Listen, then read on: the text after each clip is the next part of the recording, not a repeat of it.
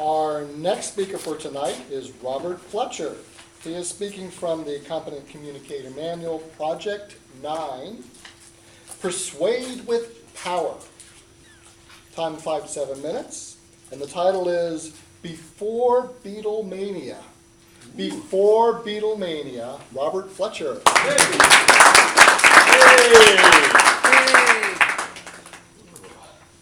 Be sitting comfortably.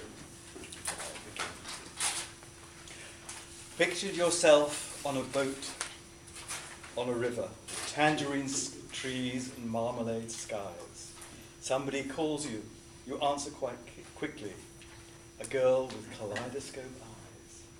Those are the opening lyrics to Lucy in the Sky with Diamonds, which was recorded at the EMI studios on Abbey Road. Abbey Road is a standard English street.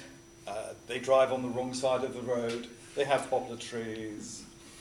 And it has probably the most famous zebra crossing in the world. The Beatles immortalised it in the eponymous album, Abbey Road, which apparently was really, really something. And that zebra crossing has its own little webcam these days. Lucy and the other dozens of Beatles hits are pop music, and pop music comes from America. Mark I was the big band sound of Glenn Miller and great bands like that, which were taken around the world by the US forces during the Second World War. The world loved it. If you go to Paris, go to a party, you'll find those sophisticates doing jiving, doing le rock, as they call it. If you go to Harajuku in Japan, you'll find young Japanese men with slicked back hair and crepe-soled shoes jiving to, what's his name? To Bill Haley and the Comets. That's a while ago. Just to remind you what he sounds like, it's see you later, alligator.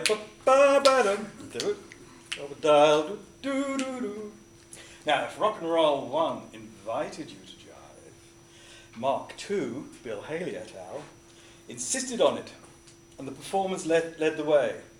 Jerry Lee Lewis, aka The Killer, had to keep his fingers on the keyboard, but the rest of him wanted to dance across the floor, and he would put his foot on the piano, like this. Chuck Berry indulged in pneumatic splits, where he'd drop to the floor, not make any sound, and then bound back up, which is the kind of dancing you'll see in Harajuku from our little kid. Back then, hopping across the pond required a certain amount of bravery. After all, the first jet aircraft, the de Havilland Comet, had only started paying passengers in 1952. Imagine the first plane you were on was what you flew on was like only 4 years old. Oh dear. And no electronics to speak of, certainly no chips, no computing of any kind. They had radios, that's about it. Still, the American rockers were reckless, bold adventurers, and if they were to go anywhere, Europe sounded good and game on. There were inevitably cultural discords.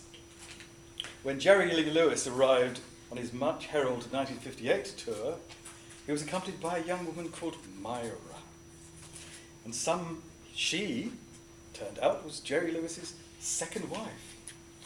And some busybody asked Myra how old she was.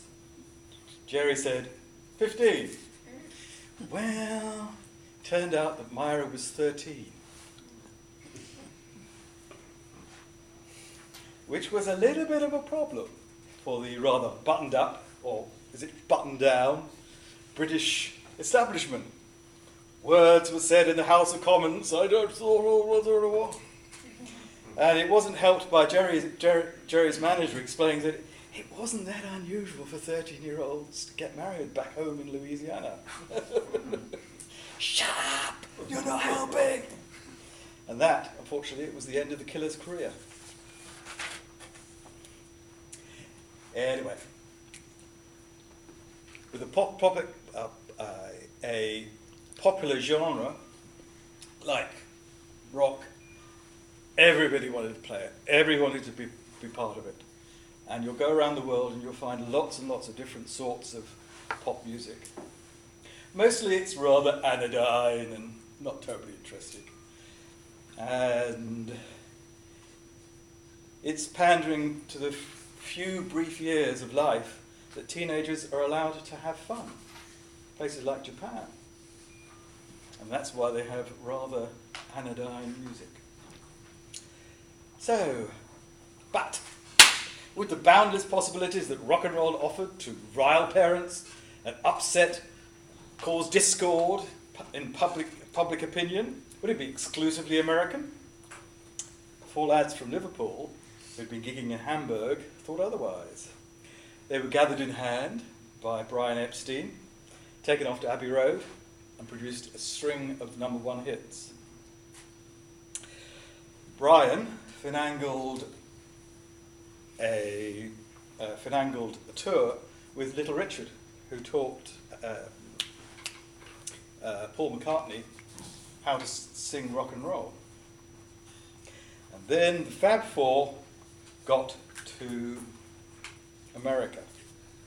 On the 9th of February 1964, they appeared on The Ed Sullivan Show, and Beatlemania officially became a transatlantic phenomenon. The band started prolonged tours, and wherever they went, throngs of screaming, crying, borderline hysterical young women. Not everyone, of course, got it. Dick Rowe at Decca made a name for himself by refusing to sign the Fab Four. He said, "Guitar groups are a thing of the past, Mr. Epstein." But Dick was a quick study, and he soon signed up the Rolling Stones.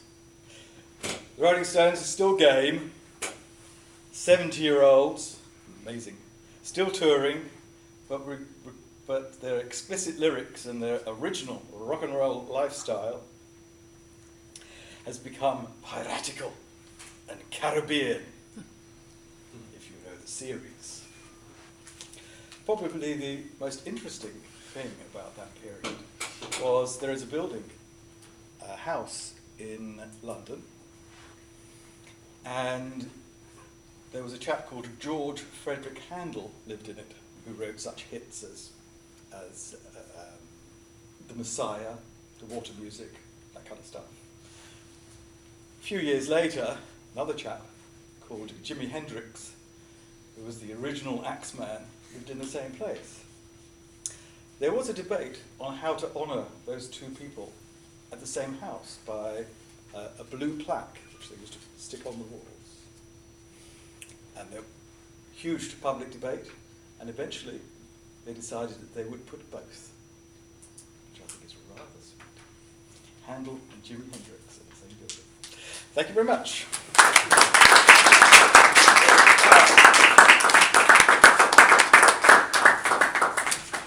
Okay, you may use your comment slips once again.